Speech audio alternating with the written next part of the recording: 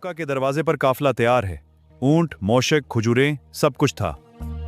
हम 40 मुसाफिर हैं। कई खानदान अपने खीमे लेकर चल रहे हैं। सुबह सवेरे हम मक्का से रवाना हुए। सामने सहरा था, गर्म, वसी और बेपायां। हमें जद्दा पहुंचना था, तकरीबन उसी मील का सफर।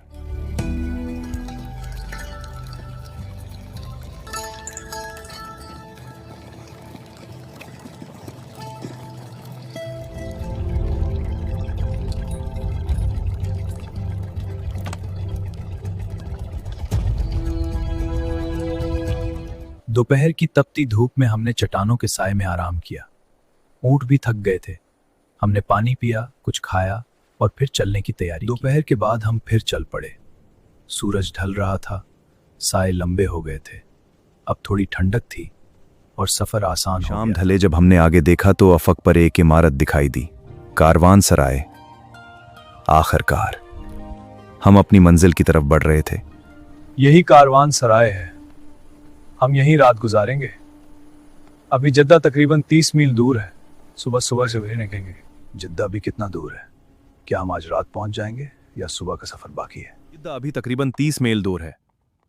रात का सफर खतरनाक हो सकता है। राहजन, रास्ता भूलना, तारीकी।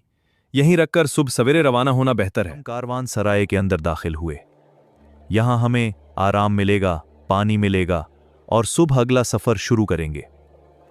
कारवान सराय का सहन बड़ा था। यहां पहले से कई काफिले आराम कर रहे थे। हर तरफ हलचल थी, मगर पुरकुर सुकून। हमने अपना सामान उतारा, ऊंटों को पानी पिलाया और रात गुजारने की जगह बनाई। बीवी अपने महमल में थी, आराम कर रही थी। रात के लिए खैमे और चराग लगा दिए। अब हम आराम करेंगे, कुछ खाएंगे और कल सुबह फिर सफर करेंगे। जद्दा अब सिर्फ 30 मील दूर है। अस्सलाम वालेकुम बुजुर्ग। वालेकुम सलाम बेटा। आपके पास बैठ सकता हूँ? हाँ बैठो, खजूरें लो। शुक्रिया। पानी पियो, फिर बातें करते हैं।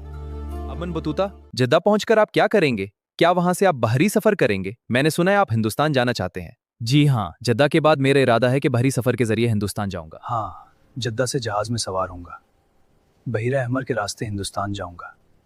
दिल्ली का सुल्तान मुझे बुला रहा है, वहां काजी के फराइज अंजाम। ये था मक्का से जद्दा तक मेरा सफर।